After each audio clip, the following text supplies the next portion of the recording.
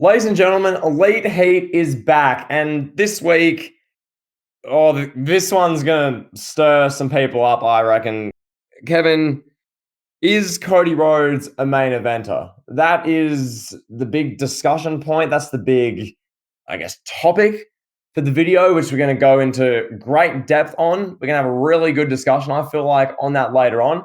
But first, you were telling me you have some news, a story that's sort of unfolding and sort of come to life about one CM Punk, Philip Jack Brooks. So I'm going to throw to you. Talk to us. Well, what's going on? And inform myself and the listeners. What's happening? Well, it's not really like a groundbreaking story about CM Punk, but Dave Meltzer spoke about him today and pretty much said that Punk could be ready to go, ready to return to the ring in April. And according to him, there's been no attempt at forgiveness or mending the fences between, the Elite and CM Punk. And I guess Tony Khan, there has been a lot of discussion going on. So really, like, with that being said, do you want to see CM Punk back in AEW? Are you interested? There a thirst out there where you're like, I need to see CM Punk content? I think having him back to do some form of a program with the Elite after what happened at that so infamous media scrum, I think something must surely have. If Punk returns, and we're assuming he will, that'll be AEW's most must-see storyline in their history, I would say. CM Punk and the Elite sometime in the summer, I'd assume. Kevin, that would be... We'd be making lots of content on that. That would be something which would be actually relevant and must-see, which is something AEW hasn't had in months, if I'm being honest. So, yeah, to me, I'd be interested if that happened. If Punk comes back and it's just him picking up right where he left off and doing another MJF storyline for 5 months. Do you, Kevin, care to see that? Because I can't say I do. That's just, okay. Sure, if Punk just comes back to have more matches with Darby Allin and Luchasaurus and Jungle Boy, like, really? But if Punk comes back and it's a big-time main event storyline, which is super heated and personal with the Elite, that's money. I would care about that. I'd really want to see him back if they did that. Yeah, I mean, I would tell you what I would do if I had the pencil. If I was Tony Khan, this is how I would book it. I think you have to go like Matt Hardy and Edge for like 2005. Just let it all unfold on television. Let Punk, let the Elite, let them all go out there and express their frustrations and turn a work into a shoot, brother. That's really like not the only way, but that'd be the best way to garner interest. That's what I would do. But I think a lot of us that are listening, a lot of us that like that style of wrestling would do, and a lot of people listening would want to see done. But realistically, more than likely with AEW, what we're gonna get is a lot what you were talking about. It's gonna be, okay, here's Punk versus Darby Allin. Oh, Punk versus MJF again. Punk's having a great match with Daniel Garcia on Rampage, if he does come back. And yeah, I would like to see that. Like, I'm not against that. Having CM Punk back in wrestling is good for the business overall. It's good for AEW. He's their biggest star. There was a little bit of a void when CM Punk was gone, and he filled that void by coming back. I mean, yeah, you could say, a lot of people would argue maybe he's past his prime. That's a whole different discussion. Mm-hmm. But nevertheless, CM Punk is still a big star, so I wouldn't be against him coming back, but I wouldn't be as intrigued if he just came back and was like, all right, here I am, pal. Gonna have a great match with Anthony Ogogo. Yeah, it would have to be what you pitched, with as personal and as real a storyline with the Elite as possible. That's the way to go. That really is a several month long hated main event storyline, which is something that, Kevin, has AEW honestly had some. I mean, Punk and MJF was like really good about a year and a bit ago. That was a genuinely interesting main event style long-term story. I'll give them that. But outside of that, has AEW really done many in the past year or two big time attention grabbing main event programs or feuds? Because if they do this, if Punk comes back, and if it's a Matt Hardy, an Edge style storyline over Punk's issues with management and how they're poorly running the company and what happened at that fateful media scrum night and everything encompasses that. The Elite saying that they never liked Punk or respected him. They only brought him in because Tony Khan wanted him, stuff like that. And they really get personal with it. Then I'd be watching AEW, particularly that segment, with a lot of interest week to week. If they don't do that, I'll probably carry on as I'm doing right now. And the only AEW stuff I'll even tune into is that like MJF car crash promo or stuff that actually jumps off the page as like eyebrow raising, because elsewhere, most of what's going on, I just don't care about. Yeah, I feel a lot of the same, honestly. I mean, for me, when it comes to Punk, at this point, yeah, like I said, I don't think there's a real need to see CM Punk every single week on AEW TV, on WWE TV. Honestly, I'd probably be more intrigued by a Punk WWE return than an AEW return at this point. I feel like he kind of worked with everyone at AEW. I mean, what was left for him to do? He worked with Moxley, he worked with MJF, he worked with Eddie Kingston. Really, like, the biggest match that we didn't get was him and Kenny Omega. And I think they're doing a disservice to their fans if they're not doing that right away upon Punk's return. Doesn't have to be for championships, doesn't have to be for anything. It could just be Punk and Kenny Omega just talking about how they feel about the other professionally. Well, that's sorry, as you say, that's the only thing that's really left of captivating interest that Punk not needs to do. Because I mean, Punk doesn't need to do anything. He's done the MJF feud. He's worked Moxley. He's had a bunch of matches with up and coming talent. He's cut some very memorable promos in AEW. He's done all that. There's been the media scrum. He's been a 2-time world champion. All this. But really going forward, outside of John Moxley, what is there for CM Punk in AEW? Oh, he can feud with Adam Cole. Oh, he can have a rematch with ex-wrestler he wrestled on Rampage. Oh, Punk feuding with Team Taz. Like, Do you want to see a backstage segment where they reenact the media scrum? where you got like CM Punk chilling in the locker room eating a muffin. You got his dog over there. He's chilling with his coach. Then all of a sudden, the Elite just barge through the door and they just start fighting each other. We get a pull apart. We get like Tony Schiavone's in there.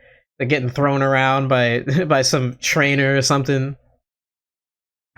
Kevin, if I don't even know if they could do this legally, to be honest, but if they could book that feud and have a Dynamite, for instance, where Kenny Omega is literally saying 1 week, I've had it with this. I've had it with your lies, Phil. You're slandering us. We've heard this for months and months. We're going to show you. We're going to air the video next week on Dynamite of what really went down on that night at the media scrum. And then what they can do is literally air that. If they have the CCTV footage of what went down, or they could reenact something, or something like that, that would get, I don't know, for me, I can only speak for myself really in this case, and I don't know about you, but I'd be like, oh my God, I'm tuning into Dynamite. Kenny's got footage. What? How are they going to progress this? How's Punk going to react? How good's the footage? Like, is this a rib? Like, what's going on? Something like that would make me and many others tune into Dynamite. Ratings would be well over 1 million for that if they booked it that way. Instead, the ratings are floundering in the 800s, and there's no buzz right now. So, yeah, they can do something great with this if Punk comes back, but if not, Yeah, you get like an awful BTE clip showing on Dynamite. You got like Brandon Cutler and the Young Bucks and whoever, Adam Page and the Librarian, all reenacting the AEW media scrum. That's awful. Oh, that'd be so bad. It'd be so bad that people would talk about it, though. It'd be like a car crash. Oh, yeah. And I bet yes, they've actually showed it, but once again, I think for just purely legal, if it was legit, legally, I think they could do it, to be honest. But right. If it was at any way of work, or they wanted to be edgy or be on the precipice of cutting edge content, that's how you do it, pal. Yeah, you get a BTE skit where like you got Kenny Omega and the Young Bucks pretending to work at Target. Yeah, I mean, Yeah, this is stuff that I could realistically see happening. You have Kenny Omega like looking at the camera like, ha ha ha. Phil thought we couldn't run a target. Ha ha. yeah, literally a whole segment of them running a target as managers in Rancho and like Cucamonga. You've got the Young Bucks, you got Kenny Omega, Brandon Cutler. They've got Target outfits on. You can have like a wrestler or two come in and be like, "Oh, I always thought you couldn't manage a Target. Now you can." Or, "Oh, you look like random Joe Blow, just like Dave says on Twitter." Or something. They can make funny inside jokes, but yeah, stuff like that is it wouldn't even be that bad. Like that'd be compelling, a bit more interesting content. I'd be tuning in, and I'm not now. So that'd be the main thing. Is Bron Breakker getting booed and getting the Bron Breakker sucks chance on NXT a big deal? So I'll throw it over to Kevin. Your thoughts? Do you think it's a big deal? Is No, it not? What do you think? it's not a big deal at all. I don't think it's 20 people, 20 of these like people that want to be on TV. They want to trend on Twitter. It could have been anybody in that position. You could have, I don't know, you could have like Prime Kane standing there in the front of that NXT crowd, and people would chant Kane sucks or Undertaker or CM Punk, just so they could have like this 20 minutes of fame on Twitter. That's all it was. It was classic like 2014 era hijacking of the crowd. I mean, NXT is taped in front of what, like 300 people, and then you got these 20 people that are booing Bron Breakker. So for those who haven't seen the segment, essentially, Bron Breakker's out there, and I don't really know like what the formula is with NXT nowadays. It's kind of confusing. Like 1 minute it's okay, we're focusing on the future, then the next minute Dolph Ziggler's there. So I don't know. I'm kind of confused of what their overall direction is. But nevertheless, Bron Breakker's coming out, cutting a promo. He's standing there by himself in the ring, and he's getting this Bron Breakker sucks chant. Like I said, from like 15, 20 people. He's pretending to ignore it. You can't ignore it because it's so loud. It's so prevalent. You could tell it made him feel awkward. And then Jinder Mahal just comes out like 30 seconds into Bron Breakker talking. And Jinder Mahal's like mentioning the chants. He's like, "Oh, you're hated by a portion of the crowd, Bron." Okay, like, cool. This segment was awful. We watched the whole segment. It was awful. It's not a great wrestling segment. Jinder Mahal is now challenging Bron Breakker for the NXT title. I'm just so confused. Like, what is NXT doing? I don't get it. 10 years ago, this company had classics with Sami Zayn and Cesaro in the middle of the card. And then they had the future of the company and like Neville and Bo Dallas main eventing. Now we got Jinder Mahal, who's 6 years removed from a WWE title reign, standing out there in a turtleneck sweater with a suit jacket on, yelling at Bron Breakker with two cronies behind him. I don't know where is NXT? Where is it going? What is it doing? I don't get it. 650,000 people watch this? How? Yeah. I don't want to overreact. Let me just say this real quick. I don't want to overreact, but I don't know where NXT is at. Like, this is what, NXT 3.0, I guess, technically, now that Triple H is back in charge. I don't know what they're doing, bro. What I will say, and I agree with pretty much everything you said there. What I will say, Bron Breakker right now feels like a sitting duck for this sort of criticism and this sort of audience turning on him sort of thing. Because, as you say, what's the direction with this? I understand that they're going to try and break versus Mellow Hay WrestleMania weekend. That's obviously the match to go with. But for months and months, a bunch of these Bron Breakker matches, they're now doing Jinder Mahal. And as you perfectly put, the segment was uncomfortable. It was not a good segment. We watched this like literally together thinking, this isn't good television. Jinder Mahal trying to cut these just like, it was not an edgy promo in the sense of like a CM Punk bomb, but he was trying to tell it like it is to Bron Breakker. Really let him know the reality of being a champion and what it entails. And he referenced the crowd. Then like a bunch, like 30 other marks in the crowd started barking. So I guess Bron Breakker's thing is just he barks. So He has that dog in him. Okay. Thank you for that, pal. So yeah, we're watching that, and it's just yeah. So like that's how Jinder Mahal. They had Bron Breakker. He's had a 313-day title run as of the recording this video. Half of it has just been him wrestling failed main roster mid carders like Jinder Mahal now, Apollo Crews. I mean Ziggler when Ziggler he won the title off him, and there's a couple more. And then he's half the other time he's having matches against Grayson Waller, which I thought that was actually really good. The Waller and Bron Breakker stuff that felt like a legit Grayson Waller being like, "I'm better than you. I'm the future star of the company." Half the crowd isn't. You're getting lukewarm reactions. The crowd actually, thinks I'm cool and I'm a G, and I'm too good for this. Like Grayson Waller's cool. I'm not biased because he's Australian. He's actually a G. But yeah, I think Bron Breakker he's a sitting duck for stuff like this, where you have 20 smarks in the audience being like, "Bron Breakker, sir." You could hear just like obesity emanating from those chants. But anyway. Yeah, nevertheless, Oh, dear. NXT. I don't know. I mean, there's no interest in the brand, like from an overall perspective. It's not generating numbers on TV.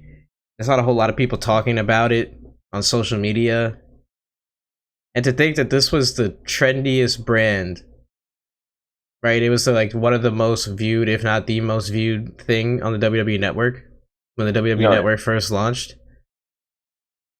And now we're just in a state where ever since it went to USA Network as like a weekly show, yeah, I don't know. There's nothing there. I think when we look at it, NXT has not recovered. Yeah, I mean the USA move is I'd say that. I personally though, I'd say the from when the pandemic era hit and NXT was running these basically indie shows, Triple H was running them in early 2020 in front of literally no one. It felt like you were watching like a garage fed basically. I was watching that thing and this is just sad. And then people were saying 2021 was such an improvement with the Prince Finn Balor as the champion for 8 months. It wasn't. That was crap. And then they rebranded it. And at the start, I made a video on it about the future and there was a lot of hype to it. But really what's happened, I feel like a lot of any buzz is pretty much just fizzled out now. Now we look at the products. Kevin, we watched that Jinder Mahal Bron Breakker segment. And generally what I hear from people who watch this show week to week, it's sort of just kind of their television. Nothing's genuinely that captivating. They did a Toxic Attraction turn a few weeks ago where one of the members basically whacked the other person's face into a door, that sort of thing. And it was like legit because they kind of botched it. There was that. The tag champions and Gallus are now the tag champions. They beat the New Day. The New Day were the tag champions for like 4 months because Kevin, nothing screams the future like 15-time tag team champions. Like the direction's a bit I don't know really where they're going. Bron Breakker needs to be on Raw or SmackDown already. Just get it over with. He's outgrown NXT. Get him with Triple H's booking on the main roster, and we can have Mello Hayes running NXT, and the 600,000 people who watch it can enjoy that. What do you think is the future of NXT? Do you think it's just gonna be on USA now with Raw, like for the next 10 plus years? Probably yes. If I had to put my finger on something, that's probably what it would be. But that said, look, it's getting 600,000 viewers and it's getting very lukewarm. I don't know the demographic. Looked at the rating demos before we make this little bit of content, but I know about a year ago, like most of the people watching this were 40 plus years of age, 50 plus, basically just people who've watched WWE their whole lives, probably either retired or bored on a Tuesday night who'll just watch this. And they're not the ones who are really engaging. They're not the ones really hyping up on social media. And then social media is just the people who watch wrestling 90 hours a week who are just watching everything. And that's really NXT's audience. So as far as the direction goes, Kevin, I don't know, because people like us, we're not tuning in. We don't really care. We're more like we're content creators on this stuff, casual-ish, and we don't watch all the indie promotions, but we watch what's relevant. NXT's not relevant. So yeah, I guess I'll stay on the USA Network going forward still, but there's just such a lukewarm interest to this product. Absolutely. Yeah, it's kind of sad, honestly. But I guess we could kind of end it there. But I mean, it's just sad for me, like as someone who was really invested in WWE and was watching WWE regularly when NXT was at its peak. It was so fun, you know? And that brings me back to like a good time of being a wrestling fan. In 2013, 14, 15, 16, NXT was better than the main roster for the most part. Yeah. I remember being more excited for NXT TakeOver, being more excited for like Kevin Owens versus Sami Zayn or Finn Balor versus Samoa Joe. It just felt like that was like the wrestler's promotion. Like WWE was there for, you know, for the mainstream and to try to salvage whatever they can of mainstream credibility and do the biggest matches possible. And other than that, it was just treading water on Raw. But NXT, it felt like there was effort being made into the weekly shows, into the promos, into the stories. Now it just feels like an afterthought. Yeah, there was real thought, and I'm in the same boat. Like back 2014, it was really 2014 NXT fan. I kind of lost interest once Bobby Rhodes and Nakamura, once those guys came in, and it just became a full kind of indie show. I kind of tuned out. Well, I generally tuned out of wrestling in 2016. It's not really just an NXT thing, to be fair, but 2014, 15, I remember watching TakeOver R Evolution, the one in the end of 2014. Kevin Owens' first show, I believe, I think, and he turned on Sami Zayn, and they had that epic ending, which we're recording this before the Elimination Chamber. I think something similar is going to happen in Montreal. Just going to say that.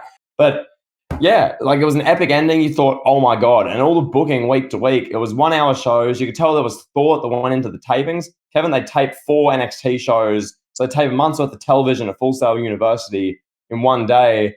Wrestlers would have probably one match, a promo segment, and they'd do like a vignette or two. And that format really worked. It was like less was more. They weren't overexposing wrestlers. The main wrestlers felt interesting. New wrestlers got really good build, and you understood who everyone was. It was a well put together show. And in a time when the main roster was Roman Reigns getting booed out of the building, Brock Lesnar not showing up, Cena starting to not wrestle as much, and that was about it. It was a great product to watch. But now it's just, what's NXT's place in wrestling? Yeah, that's the question at hand, pal. Well, now it's time to talk about Cody Rhodes and debate him and yell at each other. So, yeah, enjoy that portion of the podcast, people. Pal. Yeah, over to that. That's a good discussion. Pal, are you ready to get to one Cody Rhodes? Oh yeah, pal. This is going to be something. We haven't recorded this yet, but I have the feeling, Kevin, that this one, 6 weeks out from WrestleMania, talking about a guy who is at the moment doing some pretty good stuff, but has had a career of not main event worthy stuff. So, Kevin, we're going to get right into that right now. Yeah, well, the question at hand here is Cody Rhodes a legitimate main eventer? Now, that has a lot of ways you could go about it. It's a loaded question. But I'll ask you personally, what do you think? Do you view Cody Rhodes as a main event star? And when I say that, I mean somebody that can headline WrestleMania, which he's doing this year. Somebody that can, the night after WrestleMania, come out on Raw, SmackDown, carry the show. And then week in, week out, be that guy that you can rely on, that's at the top of the card, doing the Jimmy Fallon interviews.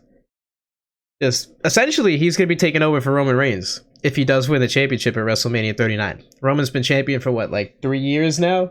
Almost 3 years? Mm-hmm. Cody Rhodes wins the double championship at WrestleMania 39. He's the guy.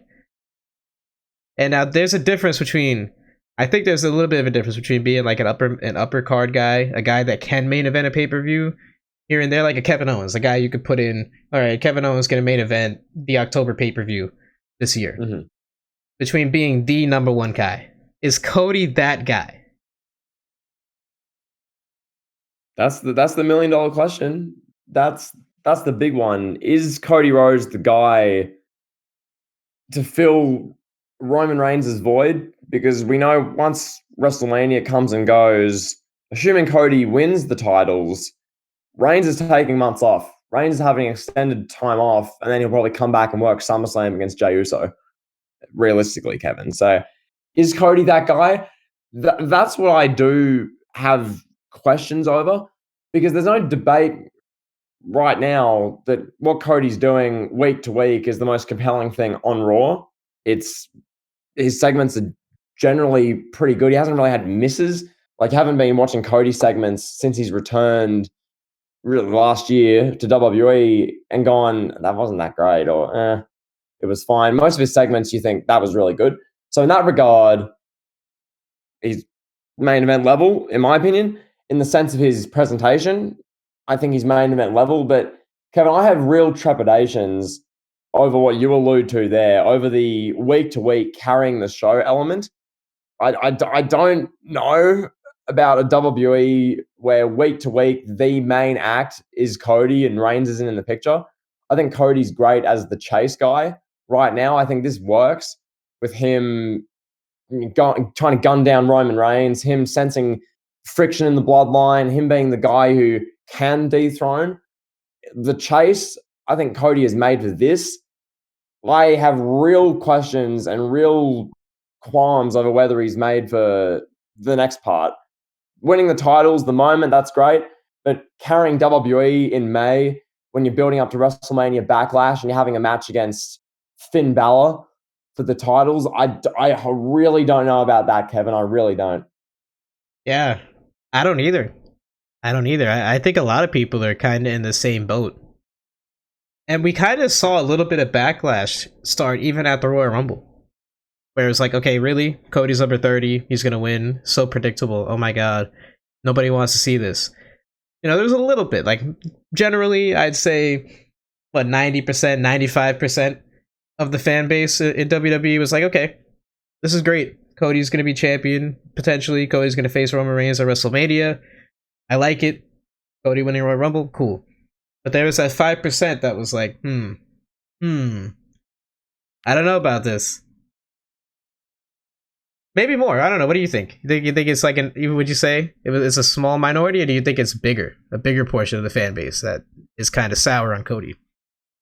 I think that percentage will grow significantly once Cody wins the titles. It always does. We saw this years ago, and we've seen it for many years now, where WWE has the baby face. It's always the chase is always the fun part. Think Daniel Bryan's Yes Movement, 2014. Think Kofi Kingston, 2019.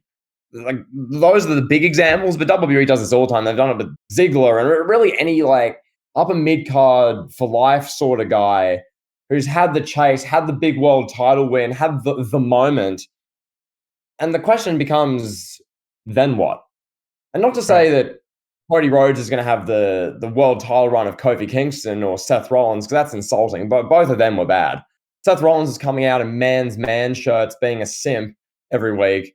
And Kofi Kingston, I couldn't remember one thing that happened in that whole reign, outside of Brock squashing him and all the fans on Twitter saying it was racist, and then Randy Orton calling him stupid in before SummerSlam.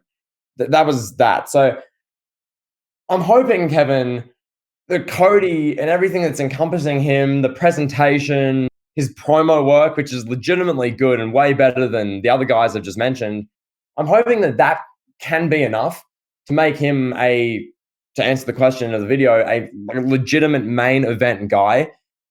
But Kevin, the question I'll ask you now, when Cody's on the screen, and I feel like you're best placed to answer this because you've grown up in the Ruthless Aggression era, you've seen some of the biggest stars wrestling's ever seen when they were full-time, week to week.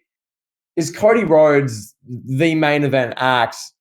Is that enough? Does that fulfill you? Is the thought of Cody being the guy really turn you on, so to speak? Does that get you excited for Raw? What's the go there? I love the way you word that. But let me, I'm going to answer your question. Let me just add to what you said about the examples you posed about Daniel Bryan and Kofi Kingston being the guy, the main eventers, the champions. Yeah, Daniel Bryan won both titles. It was a great moment at WrestleMania 30. But you still had Cena. You still had Prime Brock. Undertaker was still around here and there. There was a lot of star power to go around. Yeah, Daniel Bryan was the champion, but he was not the number one guy. Cena was still the guy. And Brock Lesnar was the 1B. in 2014. In 2019, Kofi was not the guy in the company. You know, if Cody Rhodes beats Roman Reigns is going to take time off most likely, and then Cody is going to be the singular top star in the company. We don't have Cena around. There's no Undertaker. Brock Lesnar probably won't be around after his WrestleMania match with Lashley. It's going to be Cody, and he's going to be on both Raw and SmackDown, presumably. And he's going to be on every single week. It's not going to be like Roman, where Roman had that part-time schedule. Cody's going to be there every single week on both shows. Maybe he'll be defending each belt separately. He'll do like an open challenge or something. And it could go one of two ways. It could go where it's like, okay, he's 2019 Seth Rollins, or he could flourish and he could be like 07 or not 07, 05 Cena. And this could be the start of like a 5+ year run of Cody as the top guy, and there's no way to know how it's going to play out. 100%. 100%. And when you compare and you look at what we've just talked about with guys like Daniel Bryan, I'm so happy you made that point with Daniel Bryan. When he won the belts and had the big WrestleMania moment, Brock broke the streak that night. So Brock was realistically the biggest star in the company, because breaking the streak destroys winning the World Heavyweight title that was like a mid-card title and a WWE for 6 months by Randy Orton. Like, breaking the streak destroyed that. So Brock was the biggest star.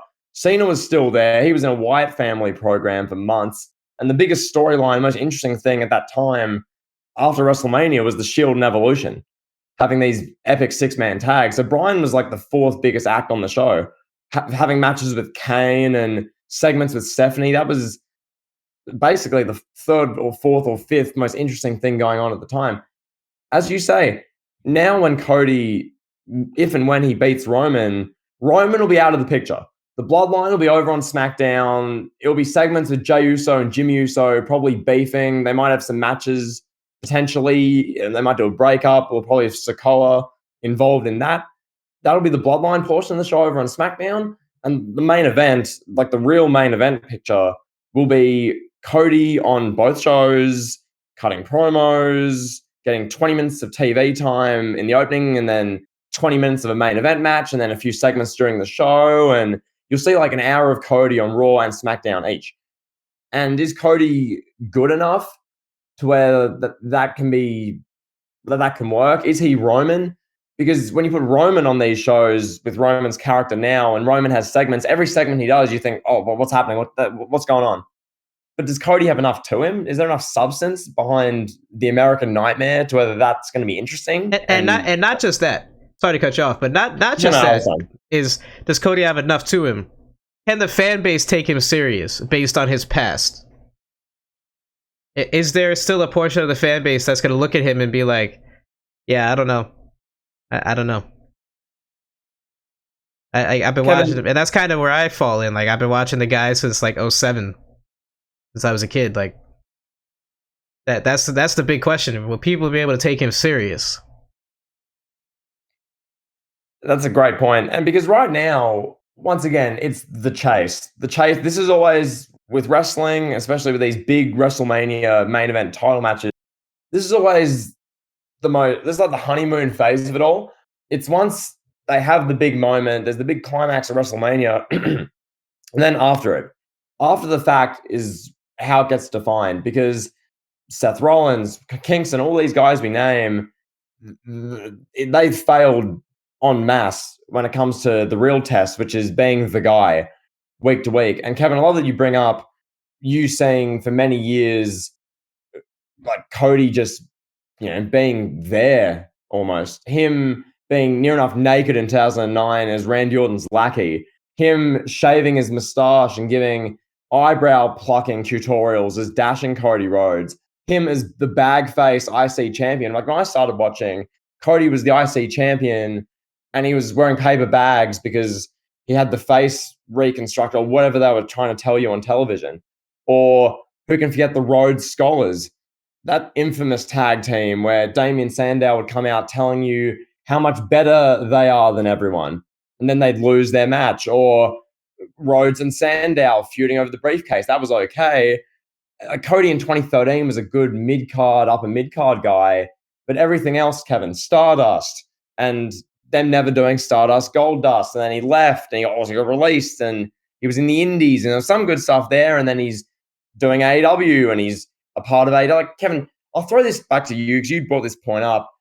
For you, seeing Cody for over a decade be a lower mid-card guy, plucking eyebrows, wearing bag faces, being Randy Orton's naked lackey, like, thinking about that guy being the main event act week after week after week, carrying both titles, carrying both shows, can you see that? Like, how does that make you feel, pal?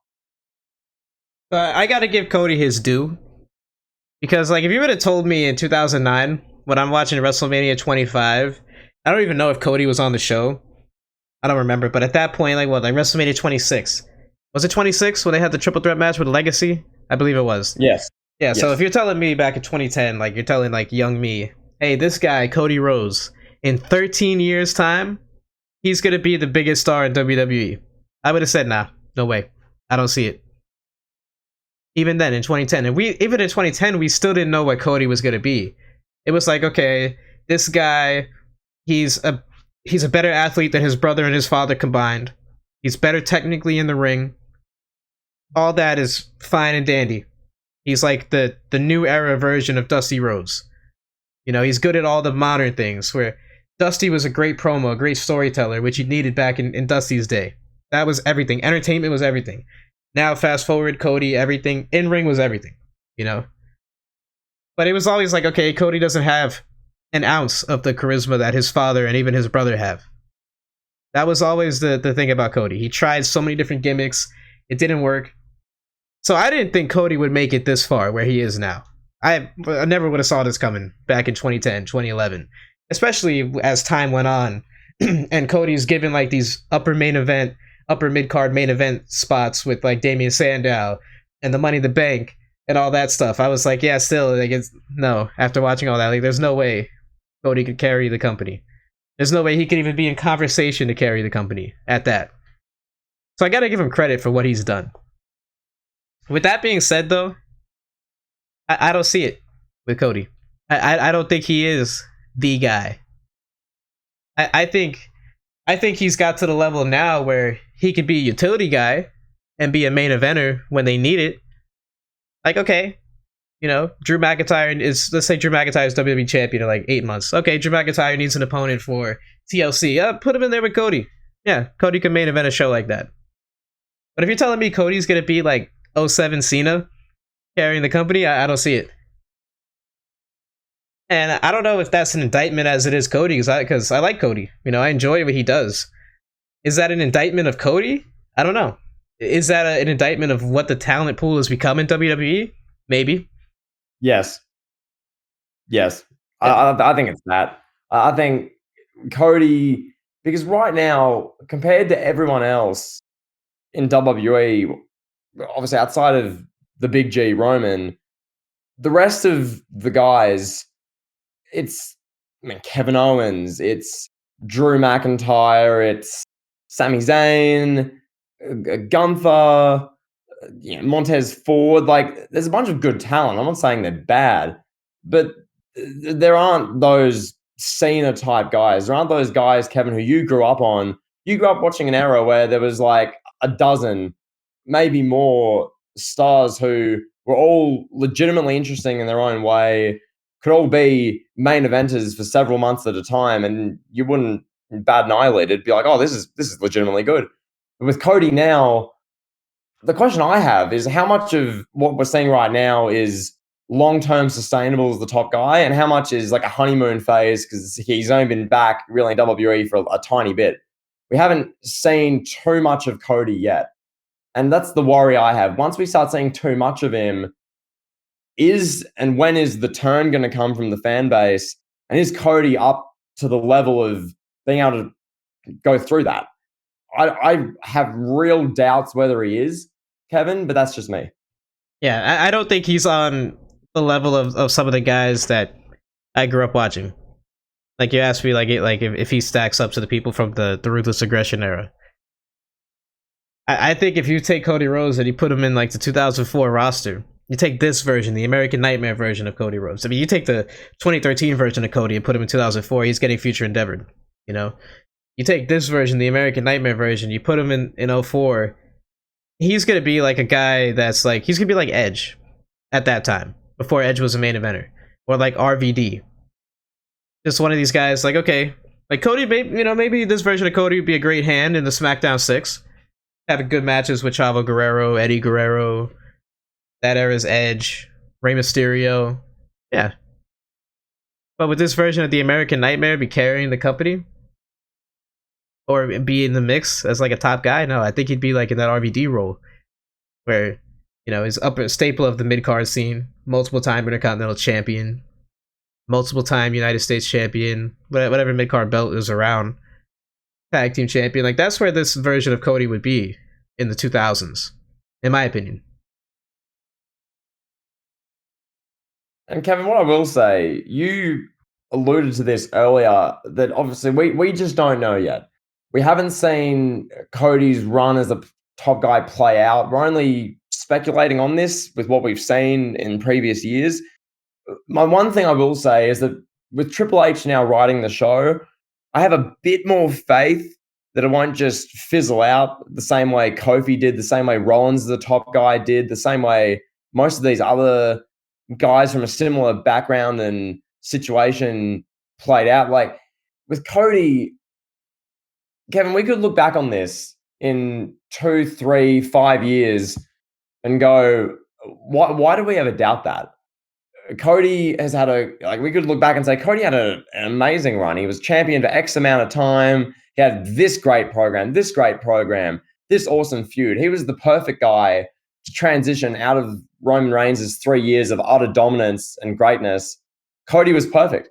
And if that's the case, awesome, because that means we've had, Kevin, a couple of years of great television and great wrestling with Cody as the top guy. And basically you'd call it the Cena role, the top babyface carrying the company for essentially. So if that's what happens, awesome. But based on what we've seen with Cody, I still have legitimate trepidations over it.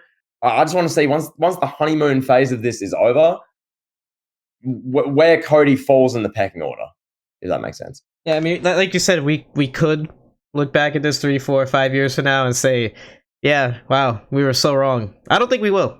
I don't think we will. I mean, bro, we're talking about Stardust here. Like this is Stardust.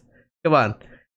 This is the same guy that, like, 10 years ago, people on Reddit forums were like, oh my god, Cody Rhodes needs to be a main eventer. That was like, are you out of your mind? You want this guy to be a main eventer? I don't know. So go on. I don't know. I don't see it. I don't think we will. And maybe I'm wrong. Maybe I'll be wrong. And if I'm wrong, I'm wrong. But I don't know. I don't think we will. I think he's going to win the belt. He's going to have what? Who's he going to feud with? Sheamus? We're going to get Cody versus Sheamus for 3 months? Until they can maybe pluck Cena away for like a SummerSlam match? And then it's going to be like, oh yeah, here comes Cody coming out crying about Sheamus. And people are going to get sick of him. And I don't think it's going to work. Yeah, obviously, because right now he's working with Roman, so anything he's involved in, like Cody's segments are they're good. The Heyman thing was really good. The promo on Raw where he's kind of pep talking Sami Zayn about the Roman match, that was quite good. I enjoyed that thoroughly. It's just, once again, as you say, when he's feuding with lesser lights, when Cody has a feud with Kevin Owens, when Cody's feuding over the WWE Championship and they do a match against, Sheamus, or when Cody's facing Drew McIntyre, or Cody's having the match against Gunther, is it going to be nearly as captivating? Now, Cody is, I will say, as far as the promo side of wrestling goes, he's one of the best in the business right now. His promos, the execution, delivery, what he says, how he says it, is damn good. It's one of, if not the best in wrestling today. It's great. I want to give hats off to that. His promo work has come so far since he was cutting promos during the dashing gimmick where he was plucking nose hairs. It's come a long way, Kevin. But as the top star in a random program in the middle of June against Sheamus, I can't see myself caring. And if Cody and WWE and Triple H's booking makes me care, that's a real testament to the greatness of that booking. Because I have real questions whether I honestly will if they're booking stuff like that. And we've seen it already. We've seen Cody with no filter as a top guy in AEW. And it was good for what? 5 months? 6 months? A year? And then a year in, he's going off the rails crying about equality in Atlanta, Georgia. Like, nobody's going to want to see that. People hated him. People in AEW wanted him to go. They were booing him out of the building at one point. Just like, they didn't want him there. We've seen it. We've been there. Yeah, you could argue, okay, Cody, he's going to have better foil to work with compared to Anthony Ogogo in WWE. But is he really? Is he really going to have that much better foil to work with? No, he's not. Who's that guy in WWE that Cody could tell a great story with besides Roman Reigns? Yeah, maybe Cena. If Cena wants to do a SummerSlam match with him or a WrestleMania match next year. But who else? Is it going to be Austin Theory? Or Kevin Owens? Like, you could picture this. In 7 months' time, right? We're building up for whatever pay-per-view is in after SummerSlam. I can't remember the name right now. Clash of Champions or Clash of the Castle, Night of Champions, whatever. Yeah, we're building up for Clash of Champions. You got Cody Rhodes out there. He's cutting a promo on Kevin Owens, who's challenging for the title at Clash of Champions. You know, Cody Rhodes is telling some story about how he met a young Kevin Steen at a WWE tryout back in 2009, and he shook his hand, and he's like, oh my God, I saw Kevin Steen, and I was like, yeah, that guy is going to be money one day. That guy's going to be the future of WWE. Now look at you. People are going to be sick of that. Nobody wants to hear that nonsense. 100%. 100%. And that point about the foil is a damn good one. Because, Kevin, when Cody came into AEW and the first year of AEW, who was Cody's foil? It was Chris Jericho. They did a big storyline with Jericho. MJF. And they did a big storyline with MJF. That took, like, combined almost a year. Like, they feuded with Jericho for, like, 3, 4, 5 months. Feuded with MJF for 3, 4, 5 months. Both of which really good foil. Like, Cody could cut really interesting promos. When Cody got emotional in promos, you cared because the match actually meant something. Kevin, when Cody's getting super emotional, crying about how he met Kevin Steen in an ROH tryout in 2009, and Cody knew he was looking at the future of wrestling and he was proud of his journey. And when Cody's literally crying in an episode of Raw over some Night of Champions match against Kevin Owens in the middle of September, it's not going to hit the same. Kevin, when he was feuding with Seth Rollins, that was one thing, because Seth Rollins is arguably, in my opinion, outside of Roman, the best wrestler in the world. Seth Rollins can work a compelling match and program against absolutely anyone. So when he was doing that when he came in, it was really good because Rollins is fantastic and there's so much to work with there. And now with Roman, it's always going to be good because it's Roman. But once you get to pretty much anyone else, is it going to hit the same? And I struggle to see it hitting the same. I just do. Yeah, and I'm not like attacking Cody, like saying, oh, it's going to suck. Like, I'm coming from this at the standpoint, like, okay, bro, we've seen Cody. He was the top guy in AEW. Yeah, he wasn't the AEW champion, but he booked himself like the top guy. He had the longest segments, the longest matches, the biggest build-up for any match, regardless if he was going on last, the middle of the card, the opening of the card. Cody's matches in AEW were always built up over time. There was a lot of drama, unnecessary drama. Let's not forget his wife. You know, he had him crying over his wife crying. We had constant interference from the Nightmare family. And yeah, I know that none of those guys are around because Vince at the negotiating table was like, yeah, we don't want Brandy. We don't want QT Marshall. We don't want Anthony Ogogo. We want none of those people. We just want Cody Rhodes, the American Nightmare. So I get it. None of those people are around. But still, is there another layer of Cody Rhodes that we haven't seen in over the past 15 years of him being on TV every week?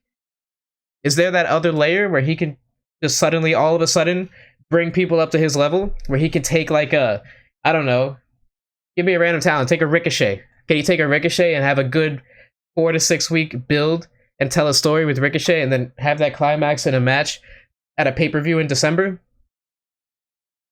I don't know. Based on his track record, no, he can't do that.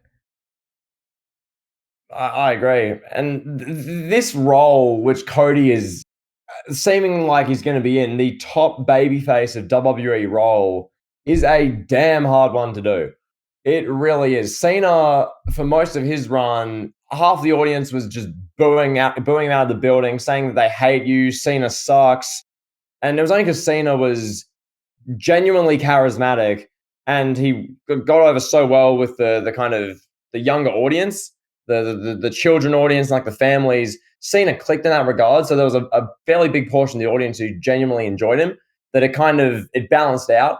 With Cody, is there going to be enough there? And to your point about the layers, when he's feuding with Austin Theory 9 months from now, and Cody's cutting promos, literally crying about a moment he was watching Theory in 2015 at an NXT show, and Cody was he was as Stardust. He was depressed, and he felt like his life lacked direction. He saw Austin Theory in the gym at the Performance Center, and he thought, I need to work harder. And Cody, inspired by Theory, and he respects him, so they're gonna have a great match at TLC. When we get that, Kevin, and I love the point you brought there. When we had that in AEW, once he feuded with Jericho, once he feuded with MJF, and his foil was nowhere near the level of being worthy of these crying, passionate, emotional promos, Cody just became unlikable. You were thinking, why is this guy cutting a 20-minute promo crying over someone who's a lower mid-card? Why is he crying racism and a match about a go-go? Who cares about Anthony Ogogo? Why is he cutting promos crying about Darby Allin? Darby Allin's just a guy. That's how it would feel. So that's the big point. I think that kind of ties everything together. Kevin, I'll throw back to you in a moment. Cody's foil right now is great. Seth Rollins, Roman Reigns, him on the chase to be the champion. That's awesome. It's giving us some great content. It's fun to watch week to week on Raw, especially for the Cody segment. But when it's in May, when it's in October, when it's in December, when it's Theory, when it's Kevin Owens, when it's Gunther, is there going to be enough there? Is this Cody axe going to get over with enough people and be interesting enough? That's the big question. I'll take it a step further. I want to see Roman beat him at WrestleMania. I don't want to see this. I don't want to see Cody in 7 months crying over Ricochet. I don't want to see it. We saw it in AEW. It sucked. It was not good. I don't know. And the thing about Cena, to go back to Cena for a moment. One thing Cena had was charisma, which you mentioned, but another thing he had was self-awareness. Mm-hmm. And Cody displayed that he had zero self-awareness during his AEW run as a top guy. And what I mean by self-awareness is Cena would come out and the crowd would chant, John Cena sucks. And Cena would egg him on, come on guys, give it to me, start doing like the old like orchestra, like drumming him up, or he would do like the heel turn where he literally turned his heel. Like Cena would lay into like the fact that people hated him. He knew people hated him. He knew that the kids and the women loved him, but he knew that the other portion of the audience hated him, and he would play up to that. Cody did not. People wanted to see Cody turn heel in AEW. No, we didn't. We saw the same thing over and over again. Just Cody coming out, white meat babyface. He brings his buddy in, jobber Shawn Spears. Okay, we got Cody feuding with Shawn Spears. Wow. Okay. Oh, whoever. Cody's feuding with this guy. Cody's TNT champion again. And yeah, some good came out of that, like the match he had with Brody Lee, where Brody squashed him. Yeah. And he went away. It was great. That was great. But you know what I'm trying to say? Yeah, I understand the point. And this is the conundrum. And one thing I want to say, I saw John Morrison, we'll call it John Morrison, Johnny Mundo, whatever you want to call him. Morrison did an interview, not a shoot interview type, it was like a sit-down interview. And he was talking about Cody Rhodes, and he made a point that I thought was fantastic. And it ties right into this self-awareness thing you talk about. If Cody wanted to be the top heel in AEW, he could have easily been the most hated heel in the company. He was already getting the reactions, booed most of the time, particularly from late 2020 through until when he left at the end of 2021. Through 2021 particularly, Cody was booed. He was by and large disliked by the masses of the fan base. If Cody wanted to be the bad guy, if Cody Runnels, the person, wanted to be that heel, he wanted to be hated by the audience, he would have been despised. He could have been by far the most hated wrestler in the company and that be his thing. Instead, he wanted to be a good guy. Cody wants to be liked. That's the thing with this guy. He wants to be unanimously cheered. I mean, in fairness, a lot of people do, but like as the top star, as the top baby face, it's WWE. If your character's not super interesting, which Kevin, let's be real here. What's Cody's character? He's the American Nightmare. What does that mean? Explain that to me. What is the American Nightmare? Is he define that? That means he's the opposite of his father, the American Dream. That's all. Like, that's literally all it is. He has no depth of character.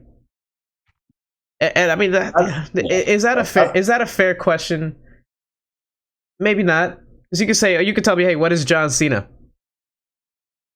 You know, and then what am I gonna say? Oh, he hustle, loyalty, respect, C Nation. You know, there's only a few people where that question is, hey, define his character, where that actually works. Like with Austin, you know, okay, Austin is the everyman. He hates his boss hates him, makes his life hell. Everybody can relate to that. Yeah. You could tell me, like look at Bret Hart. What's Bret Hart's character? What's a hitman? We don't see Bret Hart on the phone like, hey, on the phone with like Jim Cornette. With Jim Cornette's like, hey Bret, I'm gonna give you $10,000. I want you to take out Mr. Perfect in the locker room. Take his knee out. You know, we didn't see Bret Hart doing like hitman stuff like that. Yeah. But Kevin, my point is, as the top star, every part of you gets analyzed and broken down like no one else on the show because you're getting a show. The show is written around you.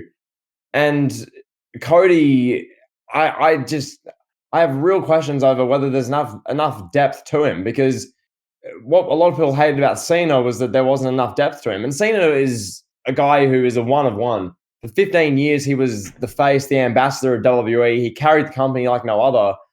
But for a lot of people, his message just didn't resonate, and a bunch of people tuned out because of him, especially the kind of the adulty type fan base. And it was good for Cena that his message resonated with enough people. But when I look at Cody, I have questions, because Roman is the top guy right now, and really most of the great top guys throughout wrestling history, particularly Austin, generally Rock. I mean, Triple H, when he was a main eventer for over a decade, you know, guys like that, and even Batista to an extent, like Brock, Reigns at the moment, they're cool heels who are likable. They're supposed to be, I guess, bad guys in the sense of the word, but they're compelling, they're interesting, because it's so much easier to make a great heel than a great babyface. Being a great babyface is really, really hard to do well. It's really hard to be liked, Kevin. It really is. And is Cody the guy who's going to, you know, carry the company for a year or two, be that top guy? Because they're positioning him as he's the clear top babyface of the company. Is he good enough as a babyface? Is anyone good enough on the current roster to be carrying a company as the babyface? No, I don't believe so. Well, they had one, but they killed him. Yeah, that doesn't help. Yeah, they had one in McIntyre, and they were just like, all right, yeah, this guy's gonna be jobbing Jinder Mahal on Raw. I don't know, pal. I don't know. This is why I don't want to harken back this just to me like Roman dick riding, but like a run like this, can people comprehend? This has been 3 years where, yes, a few people on the niche part of Twitter have said, oh, it's getting a bit stale, I'm bored. But by and large, SmackDown's ratings from when Roman began this run 3 years ago to now SmackDown's getting 2.5, 2.6 million viewers. The Bloodline segment, like if it's a match, is getting like 2.7, 2.8 million viewers. Back then, SmackDown was barely getting over 2 million. And it was just kind of there on Fox, and no one really cared about anything. So you look at that net success of Roman Reigns as this character, this fascinating Bloodline top G, heel, mafia boss, tribal chief, with so much depth to it. And you compare that to, Cody cuts promos crying and he's a baby face and he's the nightmare, but he's a face. And it's like, oh, okay. Now let's be fair here for a second. Let's be fair to Cody. Cody was doing his own thing, by and large, unchallenged in AEW. Tony Khan was like, yeah, sounds good, whatever you want to do, great. But let's say in 9 months' time, Cody goes to Triple H and he's like, all right, I'm going to be crying about how I met Ricochet at a gym in 2015 and Ricochet changed my life. Yeah. We would hope that Triple H would be like, hey, you probably shouldn't do that. Maybe you should do this instead. Tell the story this way. And my point being, like, will Triple H, Shawn Michaels, the powers that be at WWE, will they be able to give Cody some guidance and kind of protect him from himself in a way that he didn't have in AEW? You know, will somebody out there be like, hey, yeah, the crowd doesn't like you. Maybe you should stop doing that. Try something else. And I think that question is yes. I think that what's the word I'm looking for? That system exists in WWE and it's not there in AEW. So maybe he learned from his mistakes that he made in AEW, like, you know, making the stipulation that he could never challenge for the AEW World Championship after he lost to Jericho, kind of pigeonholing him into a spot where he's a main eventer, but he can't challenge for the main event title. Maybe we won't see stuff like that in WWE. I hope so. Kevin, was that one of the dumbest things AEW ever did? Having Cody, who was basically the main star, alongside, I mean, Jericho for the first 2 years of the company, pigeonhole himself that way and say he can never challenge. Was that one of AEW's all-time dumbest decisions? Yeah, absolutely. On a short list, yeah. Yeah, that ended up doing way more harm than good. Is that now you got like a Cody Rhodes feuding with Anthony Ogogo in 2021 with 0 stipulations. People were sick of him as a TNT champion, so they couldn't do that. Yeah, just put yourself in a hole creatively. Put yourself in handcuffs, if you will. Damn right. Damn right. So, yeah, Kevin, any other points you want to make just surrounding this whole Cody thing? I think, I mean, come WrestleMania, it's going to be a really good main event with Roman Reigns. The match is going to be great. The storytelling is going to be excellent. It just works, this dynamic right now. It's making for some great television week to week, mainly with the bloodline and Cody being the one who's standing up and he sees the chinks in the armor and he's going to give it his all come WrestleMania night and give everything he can and complete his own story and take out the bloodline and fulfill his redemption arc and everything like that. But as the top guy in WWE, Kevin, I guess that's just the whole what we're trying to say here. There's a lot of question marks with this guy, and can he be the flag bearer? Kevin, the one thing I will say, Triple H running the show makes me a lot more confident. If Vince was writing the show, Cody would probably win a WrestleMania, and then it'd be just Kofi Kingston, it'd be Seth Rollins, it'd be something like that. But Triple H is writing it. I have faith that going forward, he'll, as you say, put some sort of like leash on Cody, I hope, and try and get the best out of this guy, because there's some genuinely really good talent there. Promo work can be amazing when it's really on, but it can be cringe. It can be bad. So, yeah, here's to hoping that Cody has a good run. I do. Yeah, I hope I'm wrong. I hope Cody proves me wrong. I really do. Like I said, it's nothing against Cody. I'm just going based off a track record, and we've seen him already for 15 years. He's been in and around mainstream television, mainstream televised wrestling for 15 years, and we haven't seen it. We haven't seen that extra oomph, that extra it factor. So I hope he proves me wrong. I hope he does develop that extra layer, because it's better for us if wrestling is good. But I'm very nervous about what a WWE could look like with Cody as the undisputed top guy. Yeah, I pray it doesn't become what we alluded to, where Cody's just on both shows with both belts. You see Cody for like 45 minutes to an hour on each episode of SmackDown every week. Meanwhile, Roman Reigns is off, just chilling, just being part-time, not wrestling. It'll make us all, I think, elevate Roman Reigns and where he stands. I'd say, dare say, all time. But when Reigns is fully part-time, he's just not on the show, a bunch of us are going to go, oh my God, we need Roman. Roman is so good. We need Roman back now. That's what a lot of people are going to be saying. So, yeah, once again, I hope Cody we look back in a year, 2 years, 3 years, even 3 months, and go, "Oh my god, we made that video. We had questions about that." Like Cody's excellent. He's in this great storyline against, I don't know, Gunther, and it's really fascinating. Oh, Cody's having a great program at Cena. Cody's doing this great stuff with Edge. Like I hope, I really do that that's what happens. But there are lots of questions there, and we just had to address them in a format like this. Absolutely. So yeah, I mean, if you guys enjoyed this topic and you want to hear more of this content, let us know. I think this was a good one. We went kind of long. We went about 40 minutes on Cody Runnels. Hopefully everyone enjoys this, and we'll talk to you on the next one. Peace.